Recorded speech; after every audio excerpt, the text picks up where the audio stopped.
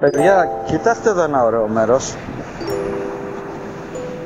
Είναι μια μικρή αγορά εδώ στο Wood Green, το οποίο είναι και ένα έτσι βραδινό στέκι.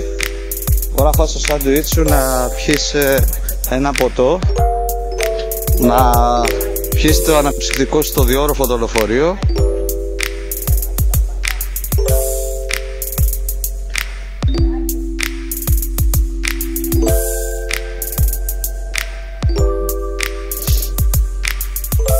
Απίστευτα χρώματα, πρέπει να σας τα έχω δείξει σε ένα άλλο επεισόδιο όλα αυτά.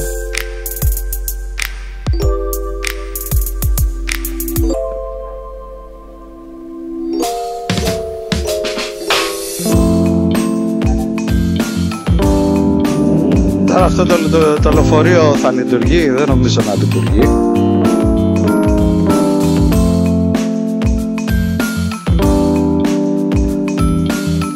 Όμορφες γειτονίτσες εδώ στο Wood Green, με πολύ όμορφα έτσι στοκάκια.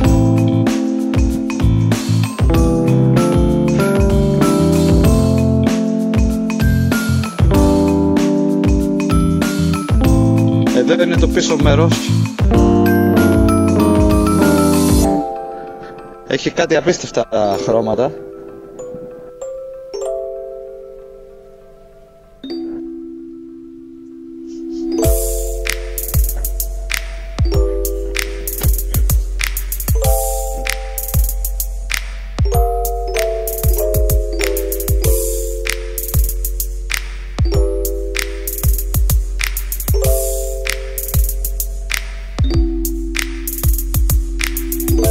Θέλω να δείτε εδώ τη διαφορά των χρωμάτων, πώς παίζουν όλα τα χρώματα σε αυτές τις γειτονιές. Ανακτήριο, σε κτίριο.